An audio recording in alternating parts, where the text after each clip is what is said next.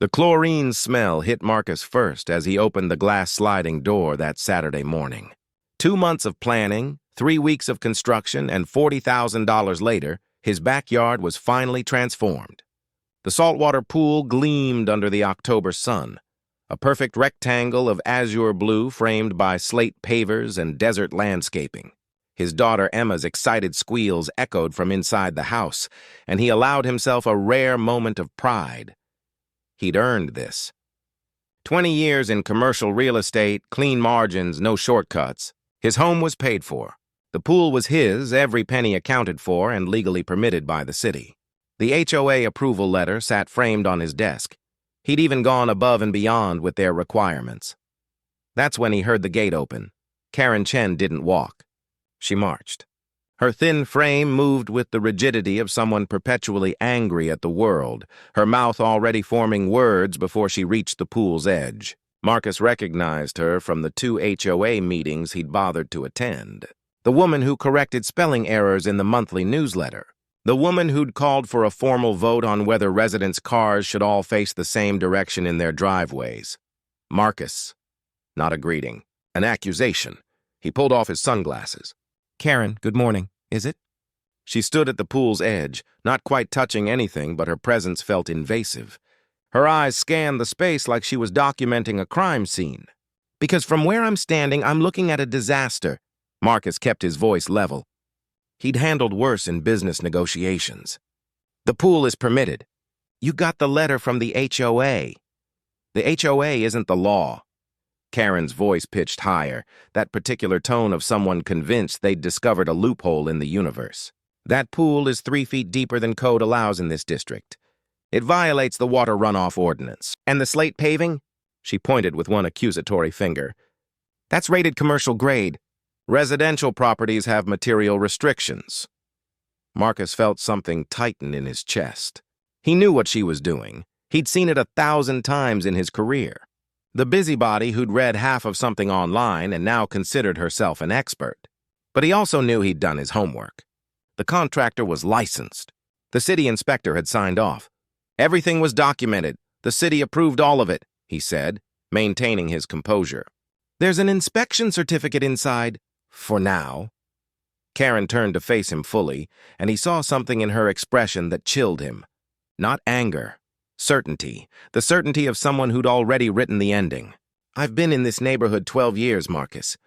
I've seen people like you come and go. You come in, you think you can just do whatever you want, and you don't care about the community you're destroying. I'm not destroying anything. I built something my family can enjoy. You built property damage. You destroyed the integrity of this neighborhood." She was backing away now, toward his gate. "And I'm going to make sure this stops." Marcus watched her leave, his hands clenched. He told himself it didn't matter. She was all noise. He had permits. He had inspections. He had lawyers on speed dial. He was wrong about all of it. The first email came on Monday morning. The HOA president, David Hutchins, a man Marcus had never met, had forwarded Karen's formal complaint. She'd included photos of the pool, a detailed list of alleged code violations, and, most damaging, a link to some obscure municipal ordinance about aggregate water volume in residential properties. The email was professionally written, which somehow made it worse. Karen had done research. Not thorough research, but enough to make it sound legitimate. Marcus called the contractor immediately. "Tell me this is nonsense." "The pool is code compliant," his contractor said, though something defensive had crept into his voice.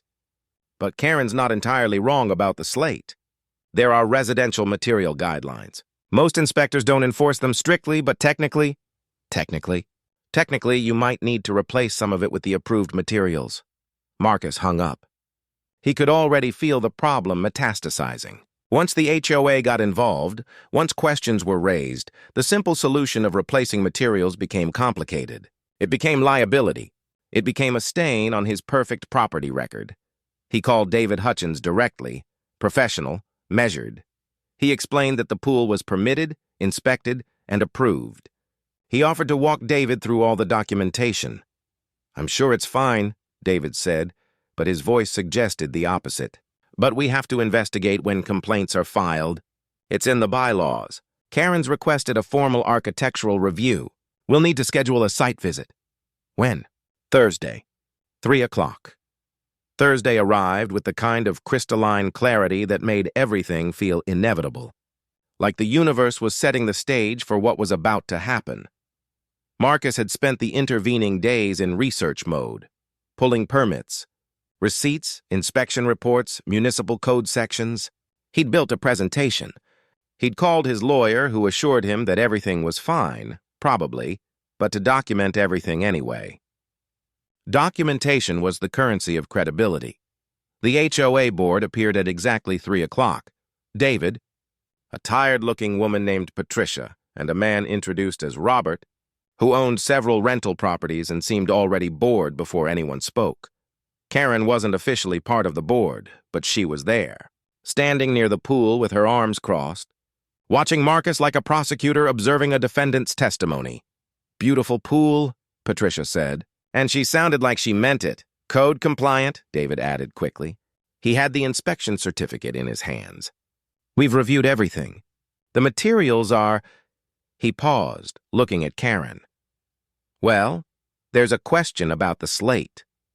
"The slate is compliant," Marcus said, showing them the specification sheet. "Residential approved. I have the manufacturer's certification." Karen stepped forward. "That's just the manufacturer's claim. The city has specific guidelines." "The city inspector already approved it," Marcus interrupted. He could feel his control slipping, his voice tightening. He was here. He signed off.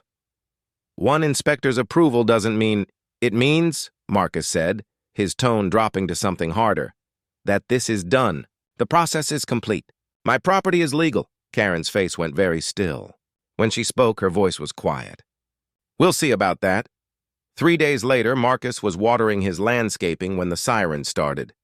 Not the distant soundtrack of suburban life. These were close. These were for him. 2 police cars pulled into his cul-de-sac, lights flashing. A truck marked "Building Compliance" followed. An officer he'd never seen before walked up to his gate, hand on his belt, and asked his name like he wasn't sure Marcus was the suspect or the witness. "Sir, we've received a formal complaint regarding illegal pool construction and unauthorized structural modifications to your property. Someone called in saying you were actively destroying HOA common property and flooding the neighborhood with contaminated water. We're going to need you to answer some questions." Marcus felt the world tilt. Through his front window, he could see Emma's face, confused and frightened. He could see neighbors emerging from their homes, phones already out, recording the scene. He could also see Karen, standing on her lawn across the street, her phone to her ear, already on to the next call. And in that moment, Marcus understood something crucial. He'd been playing checkers while Karen was playing chess. She'd never been trying to win an HOA review. She'd been building a case, document by document, complaint by complaint. She was constructing a narrative where Marcus wasn't a homeowner enjoying his property. He was a dangerous force, destroying the neighborhood. The compliance officer was asking him questions. Marcus wasn't really hearing them anymore. He was wondering how it had come to this, how his own backyard, his legal investment, his family's joy, had become a battlefield where he was the only one fighting under actual rules. And Karen. Karen had stopped playing by rules a long time ago. The compliance officer's name was Martinez. He had the tired demeanor of someone who'd investigated 1,000 neighbor disputes and had learned to trust neither side. He stood in Marcus's kitchen, his truck parked outside like an official seal on the neighborhood's judgment, and began taking notes while Emma watched from upstairs, visible through the open railing, her small face marked by confusion and fear. "Walk me through the pool installation," Martinez said, pen poised over his tablet. Marcus laid out the documentation he'd prepared, the permits, the contractor's credentials, the inspection certificate signed by City Inspector James Valdez on September 12th. Everything perfect. Everything legal. Everything that should have meant absolutely nothing was wrong. Martinez scrolled through the photos on his tablet, the ones apparently provided by the complainant. Karen, who had included timestamps and measurements, scrawled in red marker across the images. The complainant claims the depth exceeds municipal code by 6 inches, Martinez said flatly, that the pool was installed without proper water management planning, and that you've been making modifications to HOA common areas. There are no HOA common areas on my property, Marcus said. His voice remained level, but something was vibrating beneath it. Rage, fear, the terrible feeling of watching reality reshape itself based on a stranger's lies. This is my backyard. Private property. I own it outright. The complainant alleges you installed drainage systems that direct runoff into the common area landscaping. The drainage is... Marcus stopped. He pulled up his phone, showed Martinez the site plan. The drainage directed water to the municipal storm drain at the street. Entirely proper, entirely documented, but he'd realized something watching Martinez's face. Documentation didn't matter anymore. Martinez wasn't here to verify facts. He was here because someone had filed a complaint with enough specificity that the city had to investigate. The burden had shifted. Marcus wasn't innocent until proven guilty. He was suspicious until he could disprove every accusation. I'll need to take measurements, Martinez said finally. And I'll want to speak with the original inspector. Inspector Valdez signed off on everything. Valdez retired 3 weeks ago. Martinez closed his tablet. So we'll have to do a full re-inspection. That night, Marcus sat in his lawyer's office. Not something casual, something desperate. Craig Henderson had handled his real estate deals for 15 years, and he charged accordingly. Here's what worries me, Craig said, reviewing the complaint Karen had filed. It was 16 pages long. It's detailed enough to sound credible, but not so detailed that it's obviously obsessive. She's built a narrative. She's put you in a position where proving innocence is harder than just admitting guilt and fixing things. I haven't done anything wrong. I know, but the city's liability is now engaged. If they don't investigate thoroughly and something does go wrong, they're exposed. So they're going to dig deeply. And the more they dig, the more your neighbor is going to dig, because she'll start to believe she's uncovered something real. Marcus felt something collapse in his chest. So what do I do? Document everything. Respond to every request in writing. Don't speak to anyone without me present. And Marcus? Craig leaned forward. Stay away from your neighbor. Don't approach her. Don't call her. Don't even look in her direction. Everything she says from now on she'll frame as harassment. The re-inspection was scheduled for the following Tuesday. Marcus took the day off work. His first personal day in 4 months. The contractor came too, along with a new inspection firm, because apparently city inspections required independent verification now, which cost another $2,000. They measured everything. The depth, exactly within code. The materials, approved residential grade. The drainage, properly engineered and compliant. The electrical systems, certified and inspected. The structural integrity, solid. Inspector Chen, the re-inspector, signed off within 3 hours. Everything here is code compliant, she told Marcus in front of his gate. Loud enough that he was certain the neighbors heard. He felt something like relief. Finally, this was over. He was catastrophically wrong. That afternoon, David Hutchins from the HOA called. His voice had changed. It was thinner now, less like a neighbor, and more like someone reading from a script prepared by a lawyer. The board has received additional complaints, David said, from multiple residents. Multiple residents? Marcus hadn't spoken to any other neighbors about the pool beyond normal pleasantries. Who? I can't disclose that information, but the complaints allege that your pool installation caused soil destabilization, that the noise from construction damaged someone's foundation, that the pool light creates a nuisance with excessive nighttime illumination. My pool light was off the entire night. I'm just reading what's been filed. Marcus understood what was happening. Karen had started a wildfire, and now other neighbors were adding kindling. Not because the complaints were real, they couldn't be. They were contradictory and absurd. But because once the machinery of investigation starts moving, people add their grievances like offerings at an altar. The board is scheduling a formal hearing, David continued. You'll have the opportunity to present your case before a panel next Saturday at 2 o'clock. After David hung up, Marcus stood in his kitchen for 10 minutes without moving. His daughter Emma came downstairs holding her stuffed rabbit and asked if she could go swim in the pool. "Not today, sweetheart," he said. "Why not?" He had no answer that a 9-year-old would understand. Because the world runs on paperwork and precedent and who yells loudest. Because innocence is not a defense when the accusation has already been filed. Because sometimes one person's obsession becomes everyone's entertainment. The hearing felt like theater. The HOA had rented the community center's conference room, and it was filled with residents Marcus barely recognized. Karen sat in the front row, but she wasn't smiling. Her expression was something more frightening than satisfaction. It was certainty. The look of someone who'd already won and was simply watching the formality of victory. The board had expanded.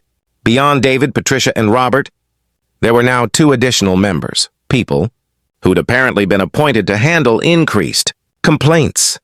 Each member had a folder in front of them. David opened the proceedings by reading the complaint summary, which had evolved significantly from Karen's original version. It now included soil destabilization, foundation damage, light pollution, water contamination, and something called structural hazard to adjacent properties.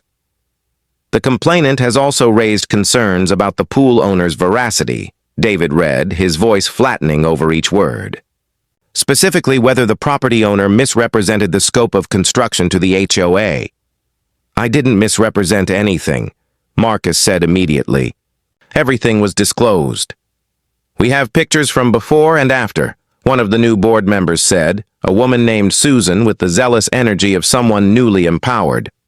"The scope is clearly much larger than what was described." "The scope is a pool," Marcus said. "I described a pool. I installed a pool. But they had photographs of the construction equipment, the excavation, the staging area. Nothing illegal, nothing unusual. But presented in sequence with dramatic music in the silent room, it looked like an invasion. It looked like destruction." Marcus went through his documentation. The permits, the inspections, the city sign-off.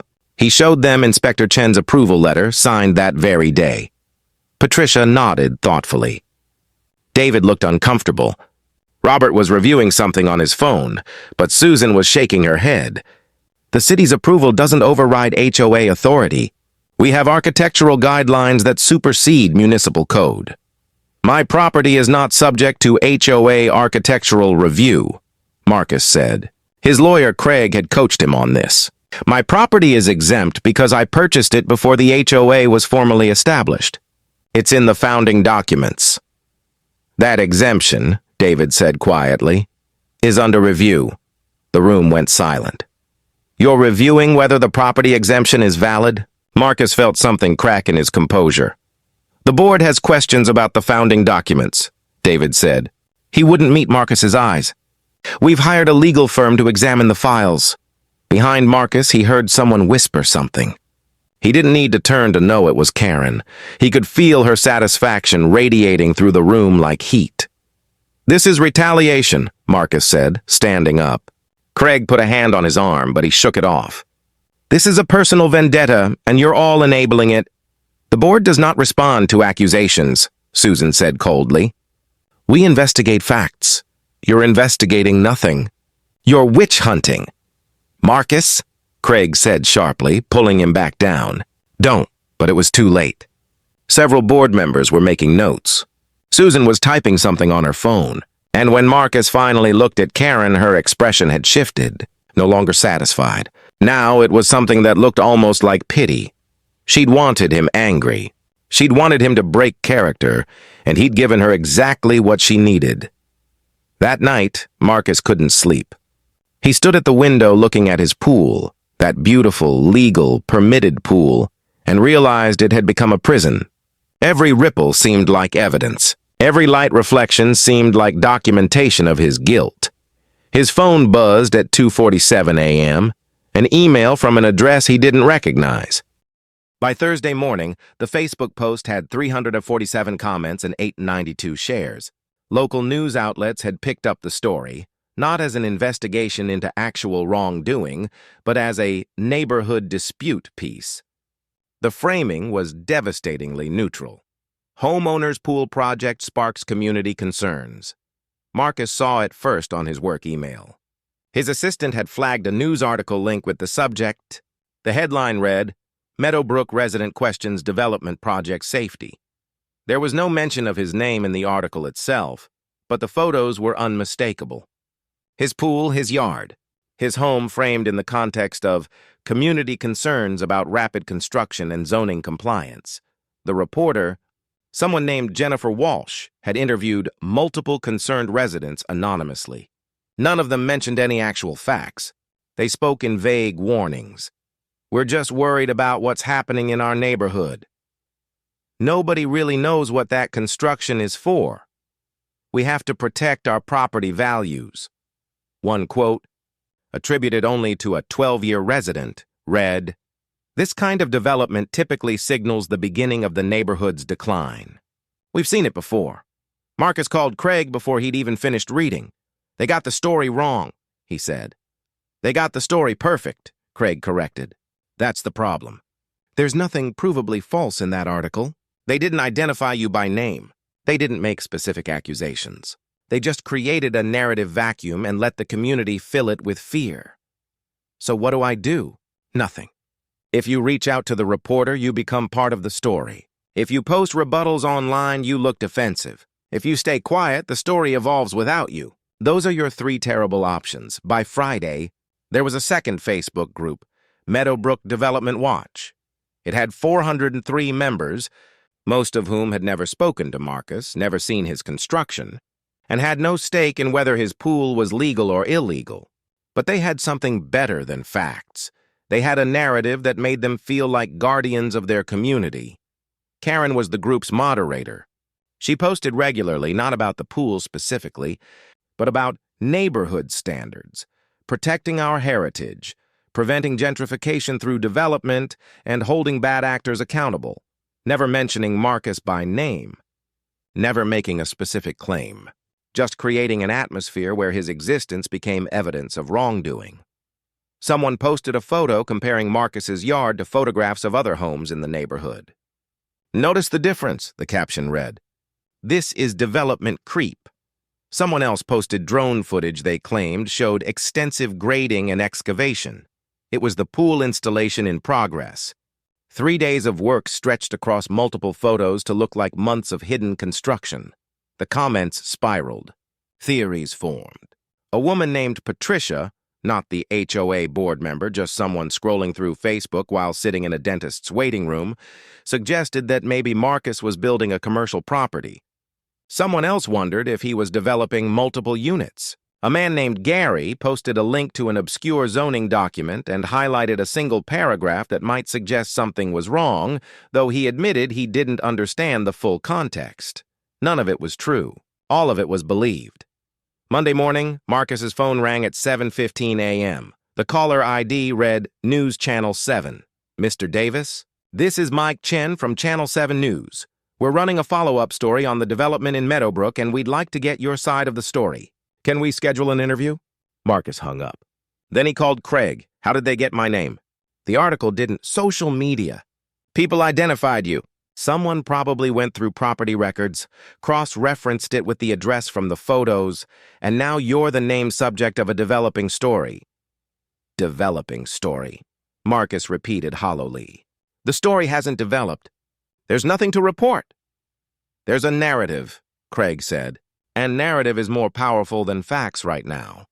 Don't talk to the media. Don't post anything. Don't engage with the Facebook groups. Let this run its course. It's not going to run its course. It's going to keep escalating. Craig was quiet for a moment. Yes, it probably will. That afternoon, Marcus picked Emma up from school. She was quiet in the car, unusually quiet, and when he asked how her day was, she gave one-word answers. Emma, what's wrong? Olivia said her mom said you're a bad person, she said finally, not looking at him. She said you're trying to destroy the neighborhood. Marcus's hands gripped the steering wheel. That's not true, sweetheart. Olivia said nobody likes us anymore. He couldn't find words. He couldn't explain that sometimes people create narratives about you without ever meeting you, that once those narratives start, they develop their own momentum, that his 9-year-old daughter would internalize something that had nothing to do with who he was, because children absorb the ambient anxiety around them like plants absorbing water. He drove home in silence. By Wednesday, the second news story aired. This one interviewed Karen directly, identified as a concerned HOA resident. She was articulate, measured, and devastatingly effective. "We're not trying to attack anyone," she told the reporter, her face arranged in an expression of sincere concern. "We're simply asking for transparency. We want to know what's really being built here. We want accountability." "That's not unreasonable." The reporter nodded sympathetically. "The city approved it," Marcus heard himself say, standing in his living room watching his reputation disintegrate on television. But the news story didn't focus on the city approval. It focused on the community concerns, the ongoing investigation, the questions about development practices. It made Marcus sound guilty of something, even though the something remained undefined. The news story ended with, "We reached out to the homeowner for comment, but he declined to speak with us." The implication was clear: guilty people don't speak.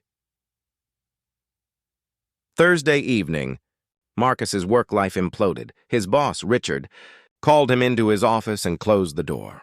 They'd worked together for 6 years. Richard had attended Marcus's daughter's birthday party. "I need to know what's going on," Richard said without preamble. "With what?" "With your neighborhood situation. It's hitting social media harder. And I'm getting emails from clients asking if they want to continue working with your company when you're involved in neighborhood development controversies." "It's not a development controversy.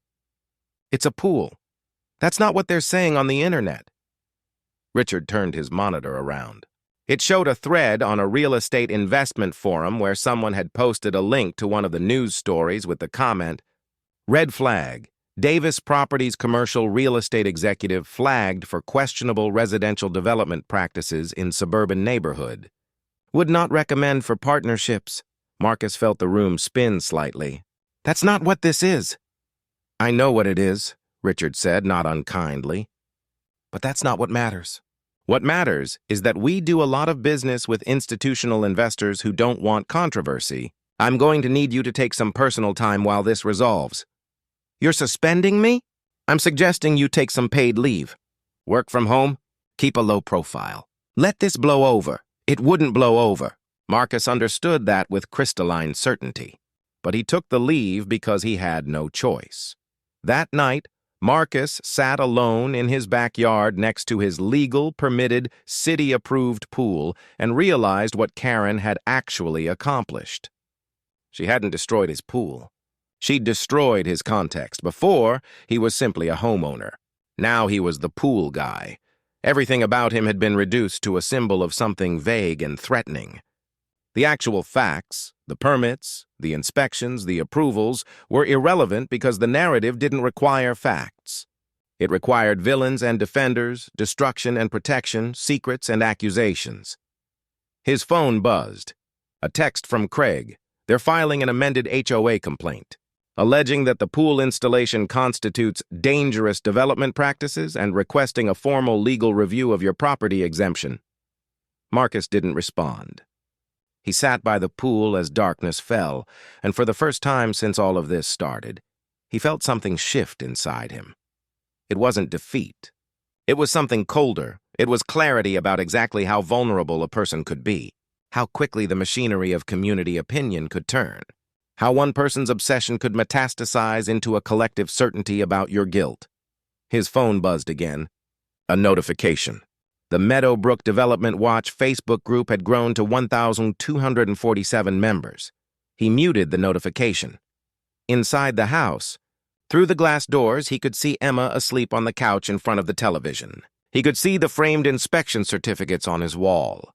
He could see all the documentation of his legal compliance. And he understood that none of it mattered anymore. The narrative had taken on a life of its own, and in the morning, Marcus was going to do something that no lawyer, no documentation, no amount of evidence could fix. He was going to fight back.